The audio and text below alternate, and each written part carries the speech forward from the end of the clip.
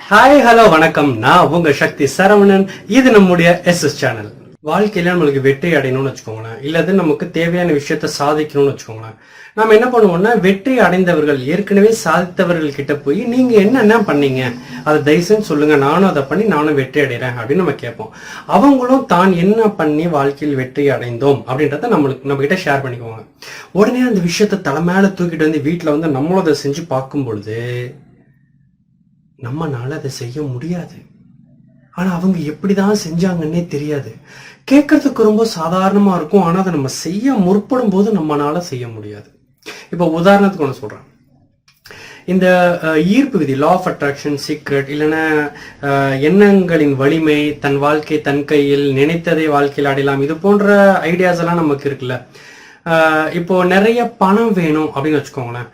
எனக்கு நிறைய பணம் வேணும்டா, பணம் பத்தலடா குடும்பம் நடத்துறதுக்கு, நிறைய பணம் வேணும், எக்கச்சக்கமா பணம் வேணும், இதுக்கு நான் என்ன பண்ணணும் அப்படின்னு ஏற்கனவே நிறைய பணம் சம்பாதிச்சிருக்கான்ல அவங்க கிட்ட போய் கேட்டோம்னு வச்சுக்கோங்களேன். அவன் என்ன தெரியுமா சொல்லுவான்?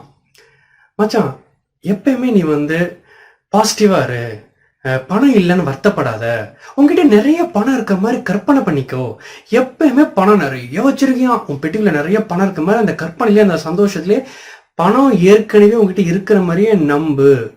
பார்த்தீங்கன்னா கொஞ்ச நாள்ல உனக்கு நிறைய பணம் எப்படி வருதுன்னே தெரியாது, உனக்கு அப்படியே பணம் வந்துடும் மச்சான், எனக்கும் அப்படிதான் வந்துச்சு அப்படின்னு சொல்லுவான்.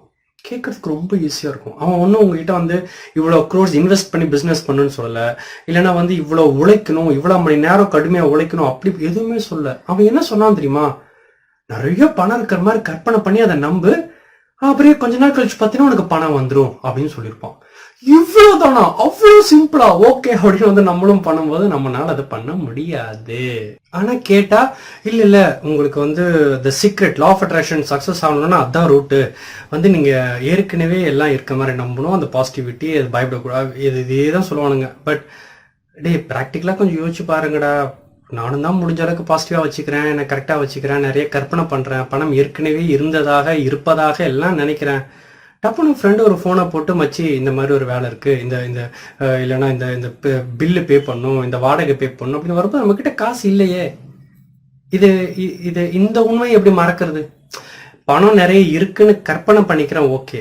ஆனா பணம் இல்லைன்ற உண்மையை நான் எங்க கொண்டு போய் மறைச்சு வைக்கிறது, ஒளிச்சு வைக்கிறது, அதை மறக்கிறது? அது எப்படி மண்டை மறக்கும்? அது எப்படி இந்த மண்டை, ஐயோ இன்னும் 2 நாள் பணம் கட்டணும், இன்னும் 2 நாள் வாடகை கட்டணும், இன்னும் 2 நாள்ல அந்த பில்லு பே பண்ணணும், இன்னும் 2 நாள்ல அந்த பேமெண்ட் பண்ணணும், இன்னும் 2 நாள்ல நீ இவ்வளவு பணம், இன்னும் 2 நாள்ல இந்த சவுண்ட் ஒன்று இருக்குல்ல, இன்னொரு சவுண்டு, எப்படியாவது நான் பில்லை பே பண்ணிடுவேன், எப்படியாவது அது நல்லபடியா நடந்துரும், எப்படியாவது எனக்கு பணம் கிடைச்சிரும். இது பாசிட்டிவ் சைடு. அதை ஒரு சைடு நம்ம நாள் முழுக்க பண்றோம், உட்காந்து கற்பனை பண்றோம். ஆனா இன்னொரு சைடு இருக்குல்ல, அது வந்து ஐயோ ஐயோ ஐயோ பணம் கட்டணும், பணம் ஃபோன் பண்ணிட்டான், அந்த ஃபோன் வந்துருச்சு, மெசேஜ் வந்துருச்சு, பியூட்டி, ஐயோ ஐயோ ஐயோ. இதுக்கு என்ன பண்றது? கற்பனை பண்றேன் பாஸ், ஆனா ஈக்குவலா நெகட்டிவிட்டி இருக்கேன், அதுக்கு என்ன பண்றது? அதுக்கு ஒரு வழி இருக்கு. உடனே வழி அப்படின்னா அதுக்கு ஏதோ ஒரு டெக்னிக் இருக்கு, அதுக்கு ஏதோ ஒரு மெடிடேஷன் இருக்கு, அதுக்கு ஏதோ ஒரு ட்ரிக்ஸ் இருக்கு, அதுக்கு ஏதோ ஒண்ணு இல்லை, அப்படிலாம் ஒண்ணுமே கிடையாது. ஒரு புரிதல், உங்களுக்கு சின்னதா ஒரு விஷயம் புரியணும், அவ்வளவுதான். புரியணும், ஒரு புரிதல். அந்த புரிதல் உங்களுக்குள்ள ஆழமா இறங்கணும். அது மட்டும் நடந்துருச்சுன்னா, இப்ப இந்த கற்பனை பண்றதுல நிறைய பணம் இருக்கிறது, நான் அபரிமிதமாக இருக்கிறேன்ற அது சிறப்பா நடக்கும். இந்த பக்கம் இன்னொரு நெகட்டிவ் வாய்ஸ் இருக்குல்ல, ஐயோ ஐயோ ஐயோ ஐயோ, அது அப்படியே வால்யூம் கம்மியாயிடும் இருக்கும். பட் சுத்தமா வால்யூம் அப்படியே கம்மியாயிடும். இந்த புரிதல் ஆழம் ஆக ஆக, அது என்ன புரிதல்? அதைத்தான் இப்ப நம்ம பார்க்க போறோம். ஒரு சின்ன கதை. இந்த கதையை நீங்க புரிஞ்சுக்கிட்டீங்கன்னா அந்த தெளிவு இருக்கு இல்லையா, அது உங்களுக்கு வரும். அந்த நிதானம், அந்த ஒரு அது உங்களுக்கு வரும். ட்ரை பண்ணுங்க. ஒரு விறகு வெட்டி இருந்தானா, அந்த விறகு வெட்டி வந்து தன்னுடைய கிராமத்துல இருந்து பக்கத்துல இருக்க காடுகளுக்குள்ளாம் போயிட்டு முடிஞ்ச அளவுக்கு விறகுல வெட்டி அந்த கிராமத்துல வைத்து ஏதோ பொழப்ப நடத்திட்டு இருக்கான். அவனுக்கு இருக்கிற ஒரே டைம் பாஸ் என்ன அப்படின்னு பாத்தீங்கன்னா, அந்த காட்டுக்குள்ள, பொதுவா மக்கள் யாருமே நெருங்காத, உள்ள வராத அடர்ந்த காடுகளுக்குள்ள போனா அங்க ஒரு சின்ன குளம் ஒண்ணு இருக்குமா. அந்த குளத்துல ஒரு பாறை இருக்கு. அந்த பாறை மேல உட்காந்துக்கிட்டு குட்டி குட்டியான கல்லெல்லாம் எடுத்து ஒண்ணுனா அந்த குளத்துல இப்படியே போட்டு எதையாவது யோசிச்சுக்கிட்டே இருப்பானா. என்னடா வாழ்க்கை, நம்மளுக்கு என்ன வேணும், பொண்டாட்டி இதை கேட்டா, பிள்ளைங்கள வாழ்க்கையில் இது இருந்தா நல்லா இருக்கும், ஐயோ இந்த மாசத்துல இந்த பணம் வேற அவன் இப்படி எதையோ அடப்பாங்கடா அப்படின்னு அவன் அந்த கல்லை போட்டு அதானோட ஒரே டைம் பாஸ். அங்க கொஞ்சம் ரிலாக்ஸ் ஆனதுக்கு அப்புறமா அந்த வெட்டின விறகுகள் எல்லாத்தையும் தூக்கிட்டு அவன் ஊருக்குள்ள வந்துருவான். இது அவனுடைய ரெகுலர் ரொட்டீன். அவனோட ஃப்ரெண்டு ஒருத்தர் இருந்தானா, அவனோட ஃப்ரெண்டு பெரிய பணக்காரன், அதே ஊர்ல தான் இருக்கான். பட் இவங்க நல்ல நண்பர்கள் தான். பட் இவன் பணக்காரனா இருக்கான், அவன் ஏழையா இருக்கான். அப்போ ஒரு நாள் வைஃப் சொன்னாங்களா, நீங்க போய் உங்க ஃப்ரெண்டு கிட்ட ஏதாவது உதவி கேளுங்க, ஏதாவது ஒரு பண உதவி இல்லைனாலும் வேற ஏதோ ஒரு தொழில் பண்றதுக்கோ என்னமோ ஏதோ ஒரு ஹெல்ப் கேளுங்களா, இப்படியே எத்தனை நாள் தான் அப்படின்னு வைஃப் சொல்லவும் சரிட்டு இவனும் போறான். போய் ஃப்ரெண்டு கிட்ட கேட்கறான், மச்சான் இந்த மாதிரிரா அப்படியே போயிட்டு இருக்கு, ரொம்ப டைட்டா இருக்கு, ஏதாவது ஹெல்ப் பண்ண, ஏதாவது பண்ண எனக்கு அப்படின்னு அவன் ஏதாவது சொல்றான். அப்போ ஃப்ரெண்டு சொன்னா, தனியா கூட்டிங்க வா, இங்க வா அப்படின்னு கூட்டு போய், நான் உனக்கு ஒரு ரகசியம் சொல்றேன், அது நீ என் ஃப்ரெண்டுன்றதுனால, அதுவும் நீ கேட்டுன்றதுனால உங்ககிட்ட சொல்றேன், வேற யார்ட்டையும் சொல்ல மாட்டேன், நீயும் யார்ட்டையும் சொல்லக்கூடாது. அது என்ன ரகசியம் தெரியுமா, நம்ம ஊருக்கு பக்கத்துல ஒரு காடு இருக்குல்ல, அந்த காட்டுல ஸ்ட்ரெயிட்டா போய் லெஃப்ட் எடுத்து ரைட் எடுத்து அப்படி யூட்டன் அடிச்சு அப்படி இப்படி போனீங்கன்னா உள்ள டீப்ல ஒரு குளம் ஒண்ணு இருக்கும். அந்த குளத்துக்கு பக்கத்துல ஒரு பாறை இருக்கும். அந்த பாறை மேல உட்காந்துக்கிட்டு அங்க கீழே குட்டியா நிறைய கல் இருக்கும். அந்த கல்லை எடுத்துக்கிட்டு உனக்கு வாழ்க்கையில என்ன வேணுமோ அதை ஆழமா நினைச்சிட்டு அந்த குளத்துக்குள்ள அந்த கல்லை போட்டேன்னா ஒரு ஒரு வாரத்துல 10 நாள்லயோ இல்ல ஒரு மாசத்தையோ அது வாழ்க்கையில நடந்துரும். இதை நான் பார்த்துருக்கேன். இன்னைக்கு நீயும் நானும் ஒன்னாதாடா படிச்சோம், ஒன்னாதானே இருந்தோம். ஆனா இன்னைக்கு நான் இவ்வளவு காரு, பணம், பங்களா இப்படிலாம் இருக்கிறதுக்கு காரணம் அதுதான், நீயும் போ அப்படின்னு சொன்னான். இப்ப இவனுக்கு அப்படியா, அந்த காட்டுக்குள்ள ஒரு குளம் இருக்கா, அப்படியா அந்த குளத்துக்குள்ள கல்லை போட்டா கெட்டதெல்லாம் கிடைக்குமா, அப்படியெல்லாம் ஒரு ஆச்சரியமும் இல்லை. அவனுக்கு என்ன தெரியுமா ஆச்சரியம், அடப்பாவி நான் கடந்த 1 வருஷமா அந்த குளத்துல தாண்டா கல்லை போட்டுட்டு இருக்கேன். ஆனா எனக்கு நீ பணக்கார, நான் ஏழையா, அவனுக்கு ஒண்ணுமே புரியல. சரி நண்பா, நான் முயற்சி பண்றேன்ட்டு பேசாம வந்துட்டான். வரும்பொழுது ஃபுல்லா யோசிக்கிறான். அப்படியே வீட்டுக்கு போய் சேர வரைக்கும் என்ன அங்க உட்காந்து நம்ம என்னெல்லாம் கல்லு போட்டோம், என்னெல்லாம் யோசிச்சோம் அப்படின்னு யோசிச்சிருக்கான் ஃபுல்லா. அப்பதான் அவனுக்கு ஒரு தெளிவு பிறக்குது. தன்னோட வாழ்க்கையில இது வரைக்கும் நடந்த சம்பவங்கள் எல்லாத்தையும், இப்ப போன மாசத்துக்கு முன்னாடி நடந்த ஒரு இஷ்யூ, அது வரைக்கும் அவன் யோசிச்சு பார்த்தா அதை பத்தி எல்லாம் அவன் முன்னாடியே இப்படி ஒரு வேளை நடந்துருமா, இப்படி நடந்தா நல்லா இருக்குமே, இப்படி நடந்துருச்சுன்னா இப்படிதான் நடக்கும், இப்படியே என்னென்னமோ ஒரு ஆங்கிள் யோசிச்சு கல்ல போட்டிருக்கான். அதெல்லாம் நடந்திருக்குன்றத அவன் இப்ப யோசிச்சு பார்க்கும்பொழுது அவனுக்கு புரியும். சரி, இப்ப இந்த விறகு வெட்டி ஒரு தெளிவான முடிவோட போயிட்டு இருக்கான். இதுக்கு முன்னாடி நடந்ததுக்குள்ள இதுதான் காரணமா, அப்ப இனிமேல் நடக்கிறத நான் பார்த்தேன், எனக்கு தெரியும், நான் பாத்துக்கிறேன், இனிமேல் நேரம் குளத்துக்கு போக வேண்டியதான், நல்லா யோசிச்சு கல்லா போட வேண்டியதான் அப்படின்னு அவன் செம்ம ஃபீல், அவனுக்கு செம்ம எனர்ஜி. அவன் இப்ப ஆக்சுவலா அவன் டைரக்டா காட்டுக்குள்ளதான் போகணும். பட் வைஃப் கிட்ட போய் இந்த விஷயத்தெல்லாம் ஷேர் பண்ணி சந்தோஷப்பட்டுட்டு போலான்னு வைஃப் கிட்ட சொல்றதுக்காக அவசரமா வீட்டுக்கு போயிட்டு இருக்கான். அவனுக்குள்ள ஒரே சந்தோஷம், ஒரே துடித்திருப்பு, ஒரே பாசிட்டிவ் எண்ணம், பாசிட்டிவிட்டி அப்படியே சும்மா மெளிருது. அப்படியே போயிட்டே இருக்கும்போது டபார்னு உன்னோட சட்டையை யாரோ பிடிச்சாங்க. பிடிச்சி சட்டையை பிடிச்சி, ஏண்டா போன வாரமே என்கிட்ட இருந்து வாங்கின பணத்தை தரேன்னு சொன்னேன்ல, இன்னும் என்னடா உன்னை காலை காணும், வீட்டுக்கு போனா உன் பொண்டாட்டி காட்டுக்கு போயிருக்கன்றா, காட்டுக்கு போனா உன்னை தேடி கண்டுபிடிக்க முடியும், எங்க போனாலும் ஆளை காணும், என்னடா விளையாடுற, என்கிட்ட இருந்து வாங்கின பணத்தை ஏமாத்தலாம் நினைக்கிறியா, உன்னை விட மாட்டேன்டா அப்படின்னு ஒருத்தன் சட்டையை பிடிச்சிட்டு கேட்கறான். இவன் ஒரு நிமிஷம் இப்படி பாக்குறான். அவனுக்கு சிரிப்பா வருது. ஏன் சிரிப்பு வருதுன்னா, ஒரு 15 நாளைக்கு முன்னாடிதான் ஐயோ நம்ம அவங்ககிட்ட பணம் வாங்கியிருக்கோமே, நம்மகிட்ட சுத்தமா இல்லை, அவன் கோபக்கார வேற, நம்மள ஏன் பார்த்தானா நடு திரும்ப கூட பார்க்க மாட்டான், சட்டையை பிடிச்சி கேவலமா கேட்பான். ஐயோ அவன்கிட்டயாவது அவனுக்காவது எப்படியாவது பணத்தை திரும்ப கொடுத்துரும், என்னடா பண்றது, ஐயோ அவன்கிட்ட மாட்டினா எனக்கு அசிங்கம் அப்படின்னு ஒரு கல்லை போட்டிருக்கான் குளத்துல. பார்த்தா இன்னைக்கு வீட்டுக்கு போயிட்டு இருக்கிற வழியில அவன் சட்டையை பிடிச்சி கேட்கறான். அந்த ஊரே அவனை பாக்குது. அவனுக்கு ஒரு சிரிப்பு தான் வருது. அவனுக்கு இது ஒரு இஷ்யூவாவே தெரியல. அவனுக்கு இவன் சட்டையை பிடிச்சதோ, இந்த ஊர் மக்கள் எல்லாரையும் அவனை பாக்குறதோ, ஐயோ பாரு கடன்காரன் எப்படி மாட்டிட்டான் பாரு இப்படின்னு எதுவுமே அவனுக்கு ஃபீல் ஆகல.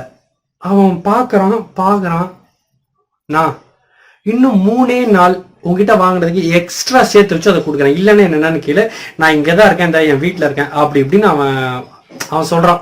இன்னும் உனக்கு 10 நாள்ல நான் உனக்கு பைசாவை கொடுக்குறேன், ஓகேவா, டீலா அப்படின்னு. இப்போ அந்த கடன் கொடுத்தவனுக்கு என்னன்னா, அவன் 10 நாள் வச்சு கொடுக்குறானா கொடுக்கலான்றதை விட உன் சட்டையை பிடிச்சி நான் கேட்டுட்டு இருக்கேன், ஆனா உன்கிட்ட இருக்க ரியாக்ஷன் பார்த்தா நீ ரொம்ப தெளிவா இன்னும் 10 நாள்ல கொடுக்குறேன்னு ரொம்ப தென்னவட்டமும் தெளிவாகவும் சொல்ற எப்படி. சரி, அப்ப எங்கேயோ நீ எதுக்கிட்டயோ கேட்டிருக்க, உனக்கு தரேன்னு சொல்லியிருக்காங்க, உனக்கு பணம் வந்துருன்ற நம்பிக்கை இருக்கு, நீ அதுலதான் இவ்வளோ தென்னவட்டா சொல்ற. சரி போ, கரெக்டா இன்னும் 10 நாள்ல வருவேன், என் பணம் வட்டியோட வேணும் அப்படின்னு சொல்லிட்டு அவன் போறான். இவன் அப்படி சட்டை காலெல்லாம் எடுத்து விட்டுட்டு அவன் நேரம் வீட்டுக்கு போறான். ஏன் தெரியுமா? இப்போ அந்த கடன்காரனை எதிர்கொண்டான்ல, எப்படி கூலா எதிர்கொண்டான்?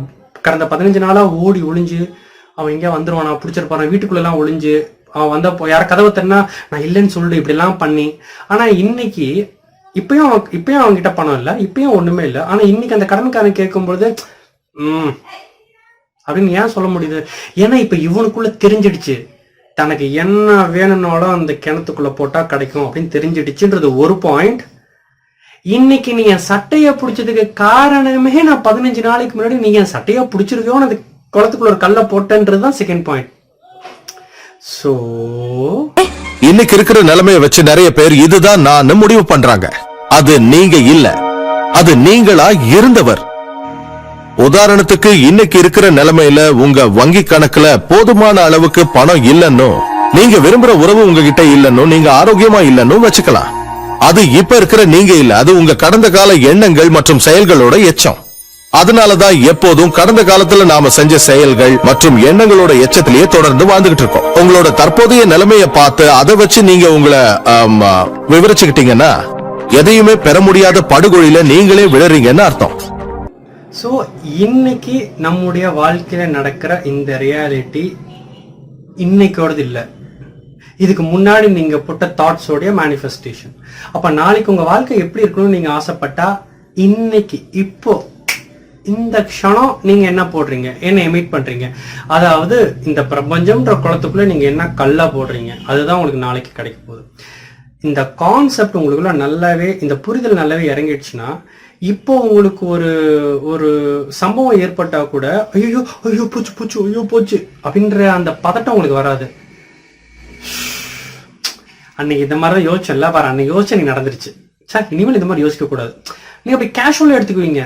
வாழ்க்கை எவ்வளவு பெரிய இடர் வந்தாலும் அன்னைக்கு அதனாலதான் இது விடுஞ்சா, சரி இனிமேல் பாத்துக்கிறான், சரி முழுமையா நீங்க அங்க இறங்கிடுவீங்க. சரி அதுதான் சீக்ரெட்டு, அந்த டிரான்ஸ்ஃபர்மேஷன். இனிமேல் நீங்க எது யோசிச்சாலும், எது பேசினாலும், எது செஞ்சாலும், எது எமிட் பண்ணாலும் உங்களுக்கு அந்த கான்சியஸ்னஸ் இருந்துட்டே இருக்கும். நான் குளத்துல கல்ல போடுறேன், அதான் எனக்கு விடிய போகுது, நான் அதனால என்ன போடுறேன் ஏது போடுறேன்னு பார்த்து ஜாக்கிரதையா அப்படின்ற அந்த தெளிவெல்லாம் பிறக்கும். இது கொஞ்ச நாளைக்கு தான். நீங்க ஆரம்பிக்கும் பொழுதுதான், நீங்க பாசிட்டிவா ஆரம்பிக்கும் போது நீங்க நாளை சிறப்பா தொடங்கணும்னு சந்தோஷமா சிரிச்சுட்டு எந்திரிச்சு 10-11 மணிக்கு மேல ஒரு ஃபோன் கால் வரும், இல்ல ஒரு சம்பவம் நடக்கும், அன்னைக்கு நாளே நாசமா போகும். ஐயோ இதுக்குத்தான் நான் மெடிடேஷன் பண்றது இல்லை, இதுக்குத்தான் அந்த டேவை நான் பண்ற பாரு இப்படி ஆயிப்போச்சு அப்படின்னு நம்ம ஃபீல் பண்ணுவோம். பட் நீங்க காலையில ஃப்ரெஷ்ஷா எந்திரிச்சதுக்கும் மத்தியானம் அந்த ஒரு கோர சம்பவம் நடந்ததுக்கும் எந்த சம்பந்தமுமே இல்லை. இன்னைக்கு காலையில நீங்க போட்ட அந்த சந்தோஷமான வைப்ஸ் நாளைக்கு உங்களுக்கு கிடைக்கும். நேத்து நீங்க போட்ட அந்த கோரமான வைப்ஸ் இன்னைக்கு மத்தியானம் விடிஞ்சிருச்சு, அவ்வளவுதான். இதான் சைக்கிள். இந்த சைக்கிள் மேல உங்களுக்கு ஒரு புரிதல் வேணும். சோ கடந்த காலத்துல இருந்தது என்னவோ அதுதான் இப்ப விடியுது. சோ இப்ப நீங்க என்னவோ அதுதான் அடுத்து விடியும். சோ இதுதான் அந்த சீக்ரெட்ல, நம்ம லா ஆஃப் அட்ராக்ஷன்ல எப்பயுமே பாசிட்டிவா இரு, எப்பயுமே நிறைய பணம் இருக்குன்னு, எப்பயுமே சந்தோஷமா இருக்கேன், எப்பயுமே நான் ஜெயிச்சிட்டேன், அதை அடைஞ்சிட்டேன், இதை பண்ணிட்டேன், கற்பனை பண்ணிட்டே அதை முழுமையா ஃபீல் பண்ணி இப்படிலாம் சொல்றாங்கல்ல, அதனுடைய அதர் சைடு இதுதான். Past, present, future. நீ என்ன வேணா பண்ணிக்க, அதெல்லாம் பாஸ்ட். இப்ப என்ன பண்ண போற அதுதான் ஃபியூச்சரு அப்படின்ற அந்த ஒற்றை வரி தான் முக்கியம். ஸோ அதை கருத்தில் கொள்ளுங்கள். உங்களுடைய பிரசன்ட் மொமெண்ட்டை கவனிங்க. சத்தியமா பாஸ்டும் பிரயோஜனம் கிடையாது, ஃபியூச்சரும் பிரயோஜனம் கிடையாது. திஸ் பிரசன்ட் மொமெண்ட் மட்டும்தான் பிரயோஜனப்படும். அதனால உங்க கவனத்தை ஃபுல்லா அதுல இறக்குங்க. ஸோ அதுதான் ஆக்சுவல் த சீக்ரெட்.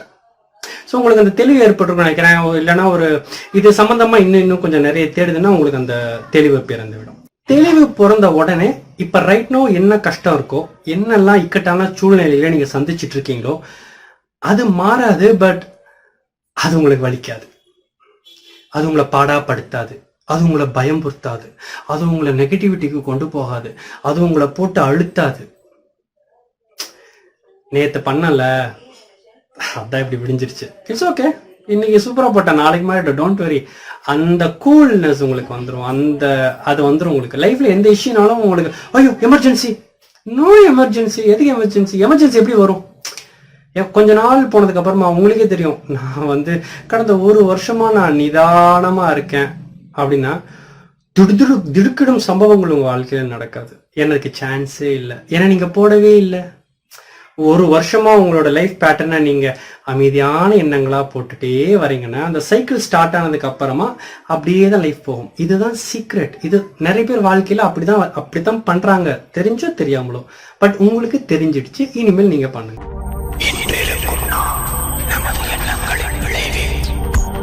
இந்த பதிவு உங்களுக்கு எல்லாம் பயனுள்ளதாக இருந்திருக்கும் நம்புறேன். ஸோ ஏதாவது ஷேர் பண்ணுன்னா கமெண்ட்ஸ் பண்ணுங்க. நம்ம சேனலுக்கு நீங்க புதுசுனா மறக்காம சப்ஸ்கிரைப் பண்ணிக்கோங்க.